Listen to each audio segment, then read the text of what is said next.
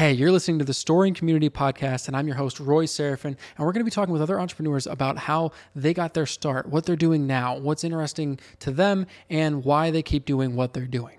Thanks for listening. Hey, welcome. So today, I'm going to do a little interview with Jeff Armstrong, who has taught me some stuff about SEO, has been a wedding photographer for years at this point down in Louisville, Kentucky, but he's a super inspirational dude. He's great in sales. So we're just going to kind of learn a little bit more about Jeff today. What's up, man? Sweet, man. Hi. Just basking in your presence here, Roy. That's it. Just basking in the radiance of your presence. I feel like I'm actually getting a soul sunburn just basking in your presence. I've never gotten that before. I've heard people ask me about sunburns before just because I'm fair skinned, but I've never had that that comment come up. So thanks. Yeah. But yeah, man. So you teach photographers. You've been into SEO for a while. How did you start as a photographer yourself? Like, how did that happen? Where'd you come from?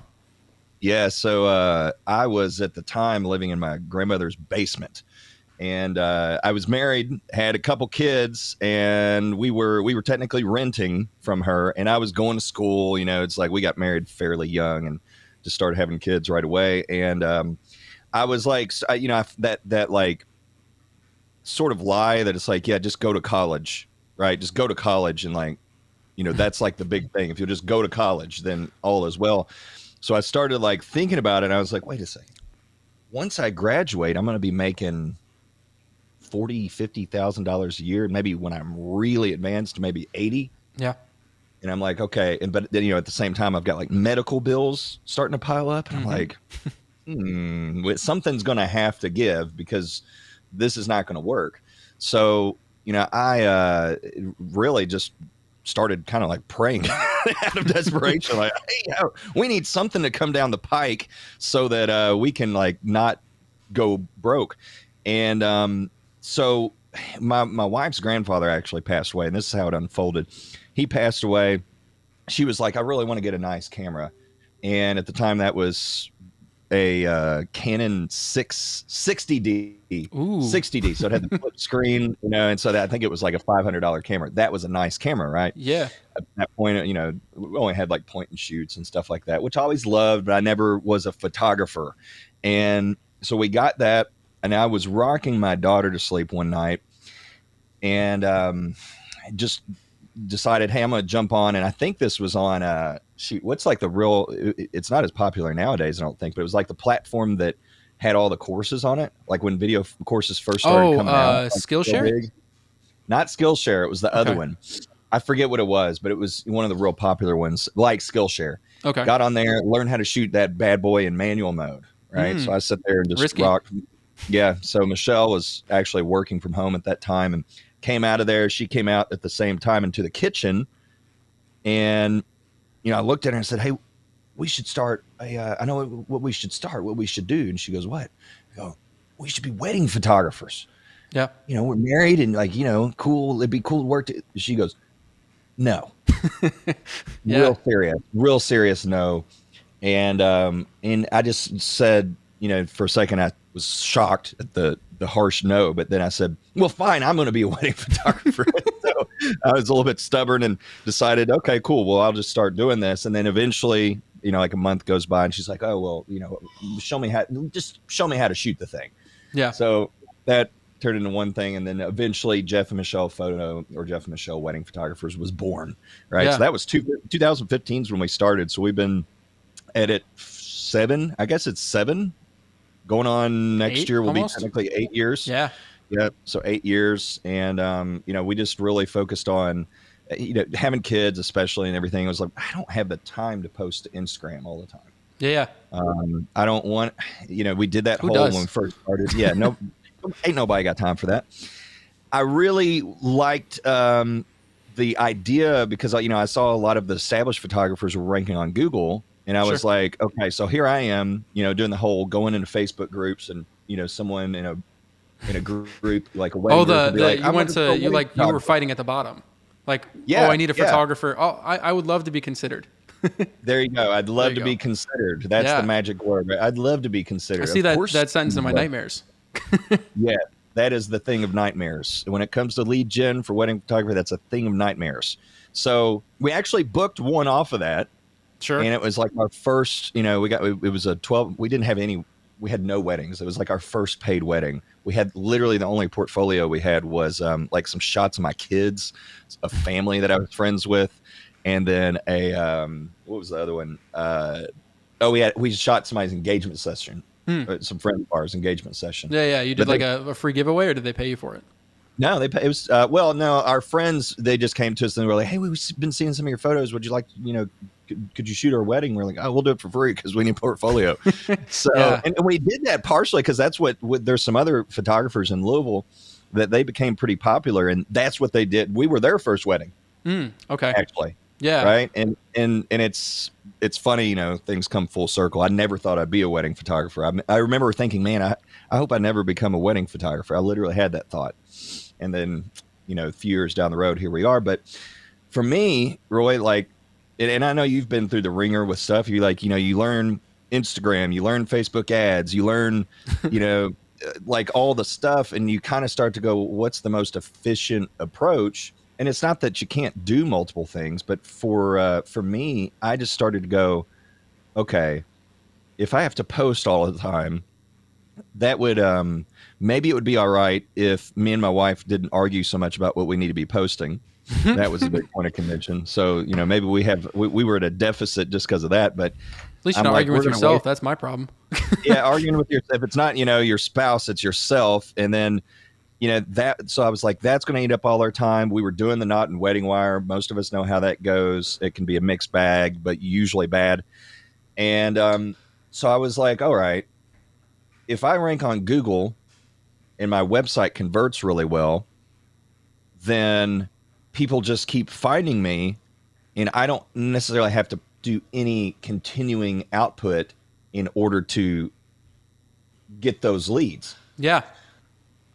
It's kind of like your water spigot.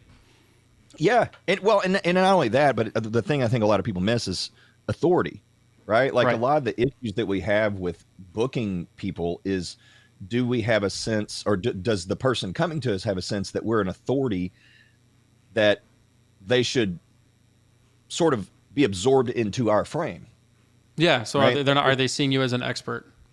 Are they seeing you as an expert?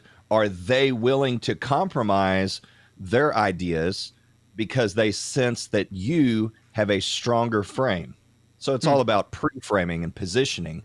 And that's what happens when you're ranking on Google is, okay, wow, this person's on the first page of Google. So they're more willing to accept how you frame things when it comes to price, for example. Sure. And your leadership, all these different things that are going to play into their experience and whether or not you're able to provide the service that you truly want to. And so, for us, we just started going, oh, man, it would be really cool to rank on Google. But then it's like, okay, so we do the whole, start YouTubing, right? Yeah. Looking at all the free content, which is very general. A lot of it, in my opinion, it's like the YouTube videos. And this is what I came to find out after I met somebody that actually worked for Google and became good friends, watch them work over their shoulder.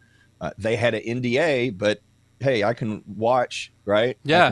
They're not telling you anything technically. I mean, I don't know how that legally works. Yeah. So I don't say their name just for that, who knows? Yeah. Let's not get them in trouble. When I started realizing, I'm like, okay, Google's long-term perspective is just understanding human psychology, and they want to know which websites are creating the most engagement. And ultimately, engagement is just like a measure of connection. How connected does this person feel? That connection is really just like, because a lot of people kind of go, well, what's connection? Connection is just when, like, if I see you inside of my mind, and my seeing you inside of my mind creates a stronger sense of my own identity because of the way that you're leading my thoughts. Okay. So that's connection. Kind of getting in their head? Is that where? Well, I mean, not necessarily getting in the head. It's like, you and I are talking right now. Like if I'm able to say, do, convey thoughts and concepts that help you feel more secure about who you are and who you want to be, and I'm helping to give you a clear vision on the path to get there. Okay. You actually feel more secure. So now you can trust me because you see that my momentum, my sort of social DNA is a benefit to you. Right. Okay. In that environment, we connect. Now, if I come up with a sword and I'm, poking at you here and I'm threatening to like slice your head off, there's not much connection happening, right? Right. It's high pressure. Nobody's having fun. Yeah, nobody's having fun in that situation. But, even still, like in regular social situations, we talk about social anxiety. It's really hard if we have social anxiety, which, most of us do, or maybe all of us do, just different I think levels. on some level, every person has like some little, like, okay, I might be able to go to a party and have a good time, but you put me on a stage, now I feel a little awkward. So that's still technically social anxiety. But why? Why do we get that social anxiety? I think typically for most people, it's like this fear of judgment that's actually in their own head. See, I believe most people are harder on themselves than the actual public is on them. So they just assume everyone thinks the way that they think. And so, they get on the stage or something like that and you're like, oh, well, I think of myself this way. That means everyone else in this room thinks of myself this way. And it's just not the case. Exactly. But then we think those things about other people because we think that they think those things about us. And so we mirror based off of what we think other people are doing and then begin to do that ourselves. Right. So the big picture here, though, is that we have defense mechanisms set up inside of our mind that keep us from becoming vulnerable. It keeps us from trusting. And the only way to break through that is to access the heart through shared values by creating that connection that bypasses the logical mind. Yeah. Right. So, for what I started looking at is going, okay, well, if I can look at enough websites and begin analyzing who does this the best by measuring engagement, then I can find out the formulas that are going to, which I can template essentially, like say, okay, here's what works best. And of course, I did this with my own website at a very, very, very primal level in order to get it to rank. But over the years, it's like I've just done this so much with other people that it's like, okay, we've been able to measure connection. Right. We've been able to, again, going back to the person that worked for Google that I became friends with, it's like, okay, all the gurus are saying you need to be trying to hack the algorithm, which because artificial intelligence isn't perfect yet, there's still some degree of that happens. Like really, there's algorithms we understand. We go, okay, we need to do these SEO things, but the long-term play, and there's actually just a recent Google update that has come out, helpful content. No, don't know if you've heard much about that yet. But, oh yeah, I've been reading articles all morning about just the changes that are coming up, and I'm in the middle of reading a book about algorithms and learning how Google's works versus like Facebook's and Instagram's and all the other ones. Sure. Sure. Yeah. Super very different. Interesting. Yeah. Oh, it's entirely. It's they're more user centric than Facebook is, for example. 100%. And you see that in the way that the ads, for example, are structured. I've always talked about how Google has always gated or caged their ads. Yeah. And so when you go to Google, number one, it's an authority-based system, right? So the ads at the top aren't. Like, that's obviously ads, but they're clearly marked. You know every time you go to Google where the ads are going to be. There's an expectation that these are the ads. So they give you that sort of clarity. They remove the element of surprise, and they make it a clear expectation because they're all about user intent. Right. That's what Google focuses on. Facebook is kind of like, they're just trying to use the randomness to create like pattern disrupts in order to eventually, hopefully, if one of the advertisers can create more curiosity than the next, then they're going to say, okay, cool. Well, obviously, that's what we're going to prioritize. It is actually, if anything, in my opinion, subverting an expectation/authority-based user experience, opting for more of a random sort of like surprise method in order to get people to click. So back to, like artificial intelligence and learning from this person that worked for Google, it's like, okay, the artificial intelligence aspect is really cool because it's like now what Google has always wanted to do, it's becoming so much more realistic because of artificial intelligence. And so people say, oh, the algorithm's going to change, and there was people back in the day, the Google slap, they were doing all this algorithm hacking, and then Google does updates and they start progressing towards how do we improve user experience and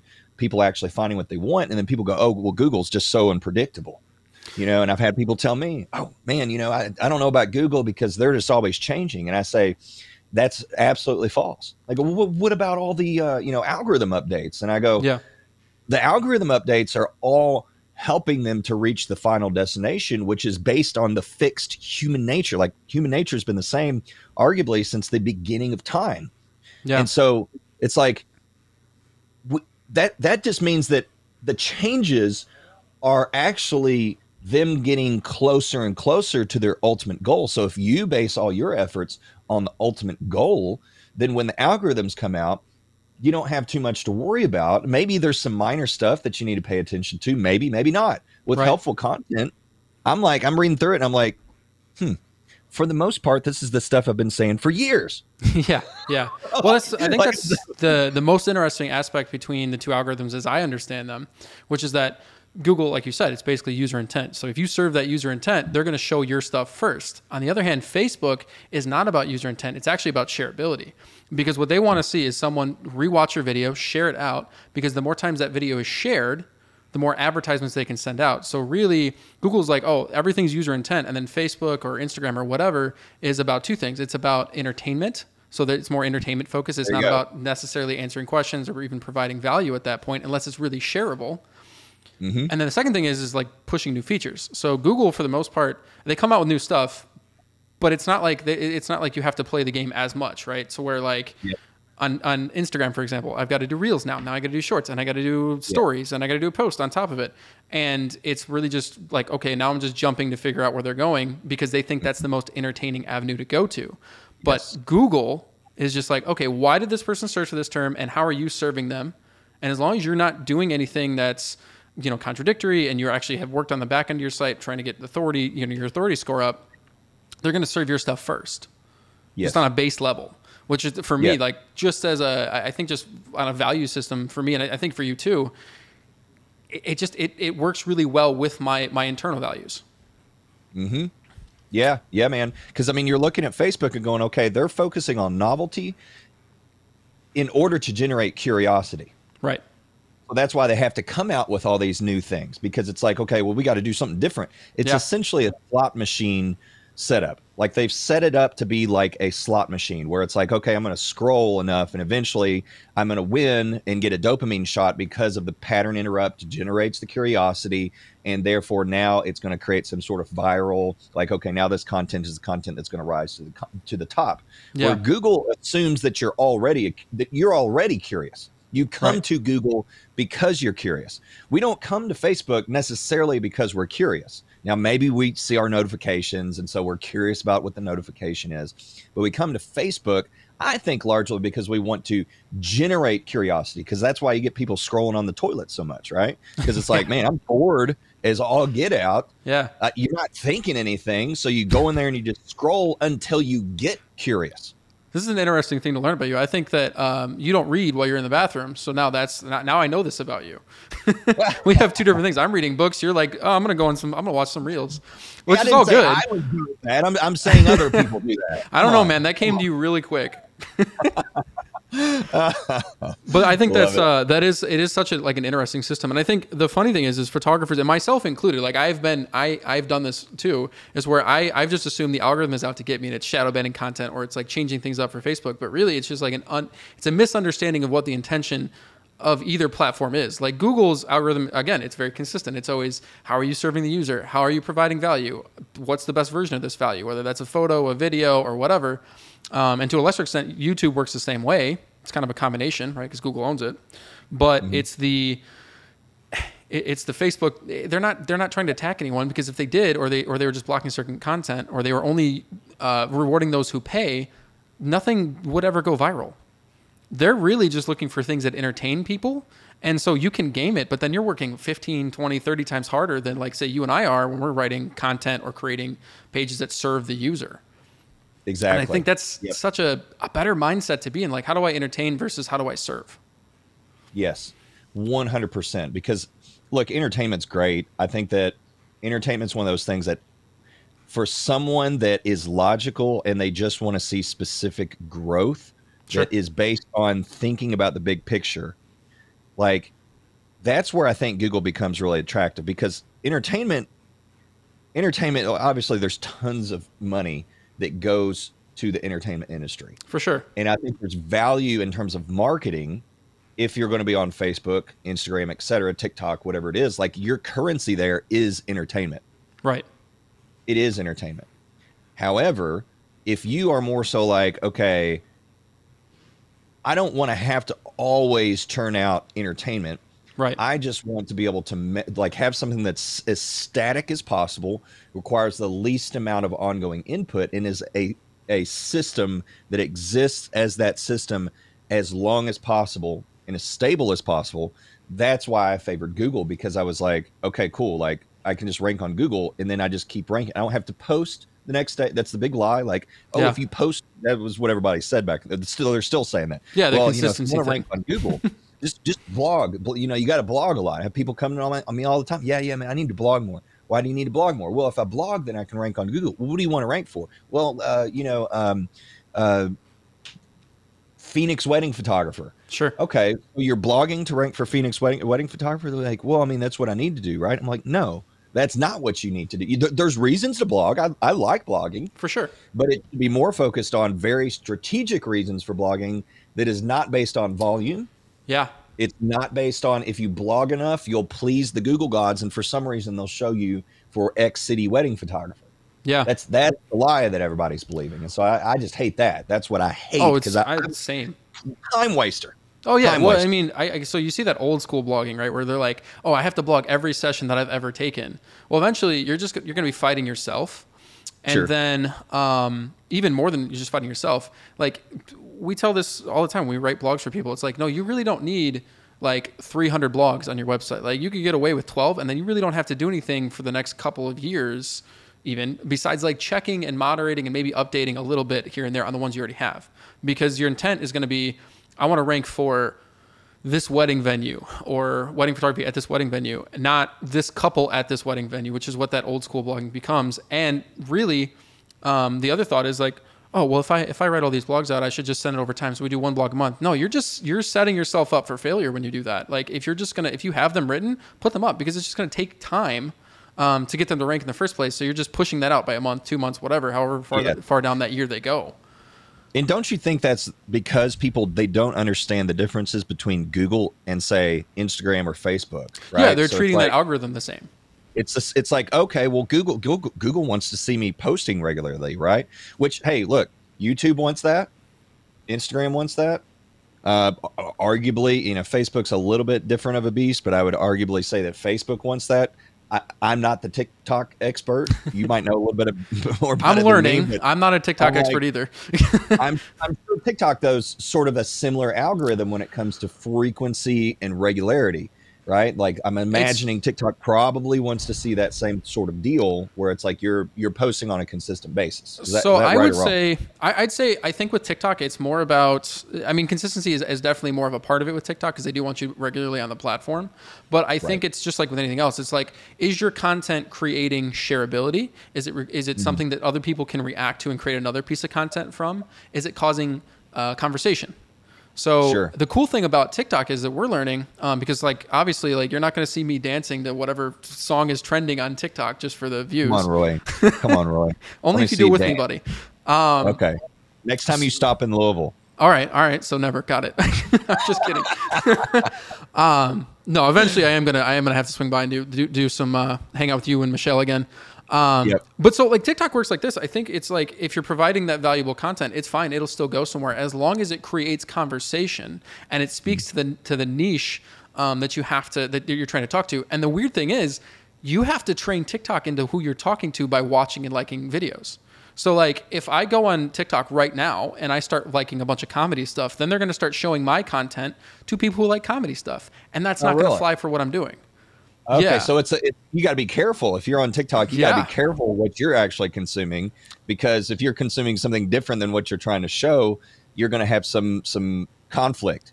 Is that what you're saying? Yeah. So, and then and this is, by the way, like I am by no means, again, a TikTok expert. This is just what we've kind of learned is like, if I want to post valuable content for, like, let's say photographers or salespeople to learn from, I literally have to create stuff and like stuff that's similar in that niche so that TikTok knows, hey, this is what this guy's all about. Like, this is his main purpose. So if I want to watch the entertaining part of TikTok, I'm better off creating another, like a whole nother channel just to watch. So congruency, they're opting for more of a congruency of the user being someone that not only puts out certain types of content, but also engages with that certain type of content. So, you know, I'm imagining that would be a struggle, because I could see you as a guy that watches a lot of those, like, you know, cats exposed to cucumbers videos. Yeah. Have you seen those yet? I'm not watching those, but I'm watching 24/7. I am watching somebody teaching me either sales psychology or like regular psychology, or how like algorithms work. Like, it's constant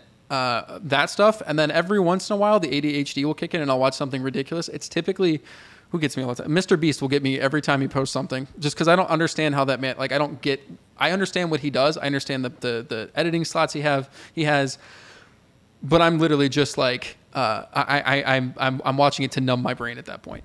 But most of the time, and 90% of the time, it's all about growth. Yeah. Well, you need to watch a few cats versus cucumbers videos. What I used to like? I used to like Bernese Mountain Dogs versus lemons. Is that a thing? That's a thing. Yeah. If you have a Burmese Mountain Dog, or any puppy freaks out at lemons because they think it's a ball. They go for it. They'll lick it, and then they'll like jump back, and then they'll get mad at it and kind of play with it. Yeah. I may have to try that with my dog, but the cats are apparently scared of cucumbers. So, you know, they will, if you put if the cat's laying there and you come up and put a cucumber by it, when it sees it, it will flip out. Like, it'll freak out. So, and I look, I don't actively seek these videos out. They come to me, and I was impressed with the cats versus cucumbers. Yeah. So for what it's Jeff is very easily impressed, in other words.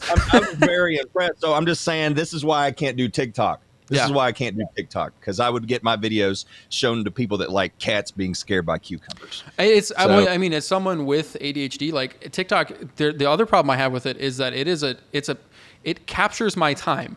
So like, I go in it, I might want to do one thing, but all of a sudden it's 4 hours later and I don't even know what happened, because I was in, people with ADHD, they get it's called like a trance state almost, to where we actually can hyper focus on something that's feeding the dopamine. Yeah. But we don't know that time's passing. Sure. Yeah, because you're so into it that even the part of your brain that normally perceives time is like shut off. Yeah. Right. It's entirely it's not even there. You don't even perceive the passing of time. Mr. Beast, by the way, just a fun topic here. I actually, the guy that is like his producer, I got set down at a hibachi table with. I've got his book. Right? Yeah, his book is great way to learn Google, by the way, too. Just the image section of that book explains so much into how Google's not just reading your posts and your website content, but they have a system that reads images that puts them into certain categories, even if you don't categorize them. Exactly. Yep. So it's like that's some of the stuff that is coming down the pike that I think is going to be, again, AI. All the stuff with AI is just going to, it's going to revolutionize in a sense that I think is really going to punish people that are trying to just if they're just trying to hack the system. We're going to continue to see those people get punished. But the people that are actually thinking in terms of creating value. Yeah, it's a value-centric mindset. Engagement, which is connection. Yeah. Okay? And when I spoke with Daryl Eves, he wrote the YouTube formula, it was just uncanny how literally everything he was saying was like we were on the exact same frequency. And I've never read his book. Yeah. You know, but he, like, one of his, it's called the YouTube formula. We're getting comments. Yeah. The YouTube formula. Yep. And I got the audio. He gave me his book. But the problem is I very rarely read physical books. So I got the audio book, which I'm about, I think, halfway through. Yeah. It's a lot. It's a lot of information. It's a lot of cool storytelling. You know, the guy is very, very intriguing in terms of like what all he's done in terms of, you know, he's produced, he's one of the producers for The Chosen, which, for those that don't know what it is, it's one of the highest, I think it actually is, it's the like record for the highest amount of crowdfunding dollars ever generated. Yep. It's a TV series, right? So like there's that. He's also the producer for Mr. Beast and a number of other channels. Yeah. So just, you know, same thing with which Mr. Beast has all these, you know, world records, right? So he's in this like world of record setting stuff. Yeah. And it's just very, very intriguing. But you listen to him and he's on that same boat of like, hey, you have got to show up and you've got to be there to create something for a very specific purpose, for a very specific person, to leave them with a very specific feeling. Yeah. And that's what Google has been after, I would argue, since the beginning. I mean, I don't know those guys real well, but Sure. if you look at what they've tried to do over the years and how they tried to differentiate themselves from other search engines, that's the stuff that they're thinking about. That goes, hey, we need to really just, instead of just giving, results based on all these random parameters, it needs to be about user intent. How do we satisfy the user? And over time, you've seen how they've understood more and more. It's about creating connection. And then, of course, you can break connection down into other different, types of experiences or perceptions. But when it all gets boiled down to it, it's connection. Yeah. Oh, for sure. I think this kind of brings to an interesting point too. Like you and I, clearly, we love Google. It's one of our favorite things.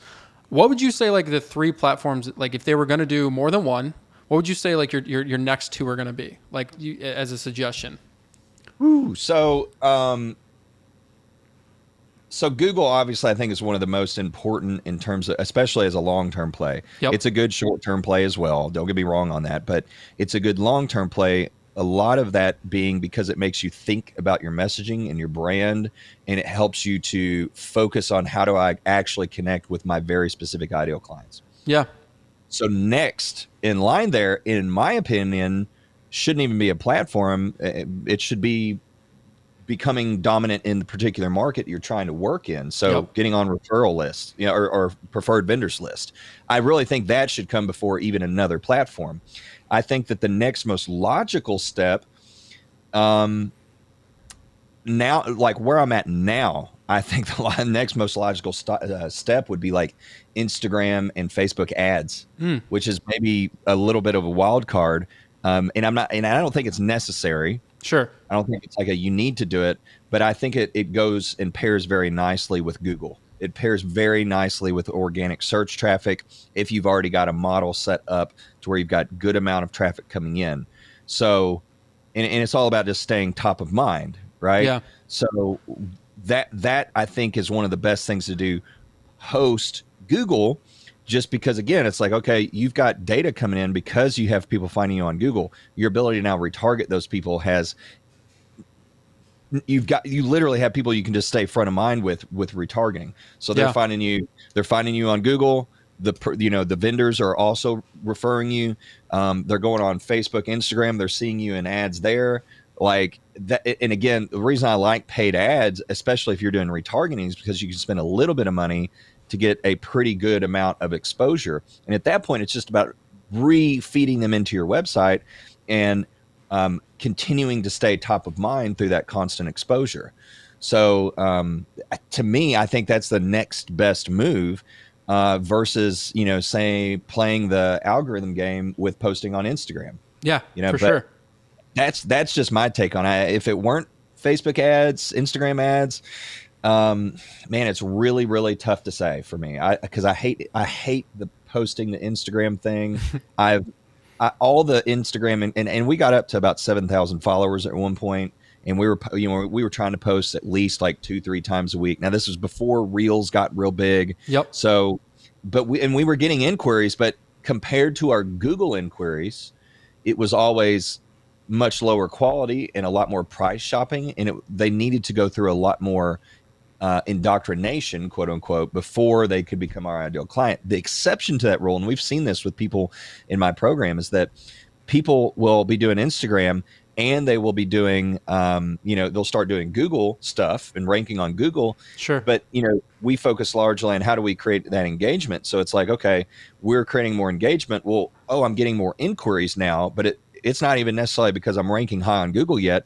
More of my Instagram visitors that are going to my website from my bio, my link tree or whatever, are going to my website, and a larger number of those people are inquiring because they're going to my website and they're actually going through this sort of, visitor journey that is causing them to create this or to have this sense of connection. Yeah. So if it wasn't paid ads with Instagram, Facebook, I think my next thing would be, at least if you're already doing Instagram to some degree, sure, and you're okay with that, like that's your thing, I think that is totally fine to do that. But I would always be trying to push people to my website, because we have seen, and this is not just myself, this is with others as well, we've seen the best Instagram inquiries to still have gone through your website. Right. Yeah. I think your website, not a DM. I think for the most part, we're on the same page. The only difference is that I actually would say, if you get good at Google, and let's say your website's already good. So Google's obviously going to be my number one recommendation. The second to that is going to be YouTube. And the reason is because if you learn SEO, Google owns YouTube. It's the world's second largest search engine. So if you learn SEO from a base standpoint, you can then create content that will go more viral on YouTube, or get not even viral, but just reach the right people on YouTube using the same psychology you do for Google. Like, how do I provide value? Because YouTube is looking for basically three things. You're either going to entertain someone, you're going to educate someone, or you're going to inspire someone. If you can do those three, if you can do like all three of those in like one video, you're solid. You're good. But the other thing is just like the way that they do take search intent into account. They do take usability into account, and a lot of times it's the untapped market for photographers. So like I'd say probably YouTube over maybe jumping into Instagram. The other nice thing is like when you are creating content, like for us as educators, we're obviously we're doing lives, we're doing whatever. I can create one piece of content, have it edited and platformed for YouTube, and then literally split it out for the other three platforms that are doing basically the same thing. Yeah. So that's kind of the nicety there. Yeah, for wedding photographers specifically, yes. It's hard for me to say that, because I'm like, I think for wedding photographers, it's like, okay, how many of your people that, these couples, like how difficult is it going to be for you to keep feeding content to those specific types of people? Sure. On YouTube, for example. And so that's where for wedding photographers specifically, I'm like, man, the YouTube thing, like I've played with it. And like back in the day, I did like a Louisville wedding photographer video, because I was like, well, maybe I can get some search traffic there. And I think it did rank, and it, got a little bit of traffic, but I never got a person that was saying like, oh, I found you on YouTube. And so that doesn't mean anything. It could have just been my strategy, something like that. But I think that for someone that is doing something other than wedding photography, if you have any specific niche where people don't have such a short life cycle as your ideal client. Sure. So, for example, as wedding photographers, it's like they're only an ideal client for so long, and then like they're gone, they're done. What do you think that window is? I mean, it depends, and it depends on which market you're in. Because if you're in Las Vegas, that's going to be a lot different than say if you're in Florida, for example, or where you're at in Florida, right? Like there's probably some places in there like the Naples, Florida may markets. Be different than, it's interesting because like I think you've known this for a long time. Like I work nationally, so it's not really like I'm based in Florida, but I work everywhere. And I'd say for us, we have two types of clients. We have extremely long planning clients where we're looking at like, I mean, I get booked out for like, I have bookings in 2024 right now. I have bookings for 2025 right now. What I don't have though, right, is I don't have a ton of people that are in that middle round where they're just, they're in like 6 months out. What I get is either the crazy long people that are doing like 2 years, 3 years of engagement, or I get that couple that literally cares about photos more than anything else, and they're ready to book me even if their wedding is next month. We get a lot of, it's so different from like the Midwest when I was focusing just on Midwest weddings. And the same thing applies. Like we had an inquiry come in December 1st, I think, for Las Vegas, and they were getting married on the 1st of the year. It's a weird cycle. So you do have those longer term ones, but you also have the shorter term ones. Right. And I think the only reason I'd say, so again, hierarchy goes website first, obviously Google second maybe, and then the one underneath that is networking, and then YouTube. The only reason I like YouTube is because of the replayability of the content and how it would connect with, like, let's say blog posts. Like if we're gonna write a blog post, I can then use YouTube to create that content. And so it just becomes this replayability thing where I'm not having to create new efforts or learn new systems or consistently rework things. I can mainly focus on delivering value and meeting new people. And repurposing content. Yes. So like podcasting, for example, it's like, I like podcasting even for as a wedding photographer, I even like podcasting because it's another way to deliver stuff to the people that I'm trying to serve. So for example, it's like I had people that, it's like, man, I wish I could just get them to give me the list for their family formals, because there's always those people that like we get to the wedding day and they're like, oh yeah, like we forgot to do the list, even though you told us like 4 times to do that. And then those are almost and I always try to do my best. I always try to make sure, are you sure there's no other combinations that we need to do? We're talking like expensive weddings, smart people, like all that. Every once in a while it still happens. And then the next day they're always like, oh man, we forgot to get this family formal comment. I had this happen. It's like, oh, like they just left, like these people left to go back to this place. And I'm like, they're just saying stuff like there's no like solution. Like, I don't even know why you're telling me this, because I can't fix that somebody flew off and now we don't have that picture of that family formal combination. So one of the things I did is like, I made a podcast episode that literally just talks about like making sure that your family formals are all wrapped up, and there's other topics like, best time of day to have your ceremony, right? Like there's all these things that we're already having conversations with our couples about, like being able to take them and put them into which again, you could do a podcast, record it, and it's like, okay, that could be a YouTube video. Yep. You can take a Otter app, transcribing app, transcribe it, turn it into a blog post. You can now you've got YouTube video. Now you've got which you can embed on the blog post that you now created, along with also the podcast. And so now you've got those multiple ways for people to, again, engage with your website at a higher level. So there's sort of this confluence. There's a like an ecosystem of content that all supports your website, and it's the content that you're providing on that the website, the value that you're offering people, while also putting content on these other platforms. Yeah. And the only thing about podcasts, I think it's typically not going to be found like it would be on YouTube. Yeah, right? it's a little different. I even tell people to use our lives as a podcast. Like we upload, for photographers specifically, we upload every live onto YouTube, and then you can just listen audio only, especially if you're like a YouTube premium member. So it's just like you get a podcast. Great. And then we're doing stuff like this where now we have an actual podcast. And I think that, again, it's really just about how many compound actions can I create? Like if I do one video, it needs to serve 5 or 6 different purposes if I'm going to make the time to do that. I will also say, for the blog thing you said, because you could take Otter and turn it into a blog post. If you're like a really terrible writer, but you're a great talker, recording a video, throwing it up on YouTube and having it in 2 places is not going to hurt you anymore. And if you're already learning the Google how Google works in general, it does translate a little bit. There's some extra stuff inside of YouTube, but it does translate. So I think you could, again, create a compound action from it, just like you're talking about. Yeah, I agree with you. And it's just got to be, content that is, again, not only are you you're spreading it out over different platforms in order to create like a larger reach, but you're also creating the content to answer questions that you are already going to, like you're going to have these questions from your couples. Yeah. So why not just turn it into content that they can get from you? Because like, again, now there's going to be people that see that content before they even decide to work with you. And they're like, man, this guy's really prepared. This gal's really prepared. Like that, they really seem authoritative. Like they really know their stuff. They really have a lot of experience.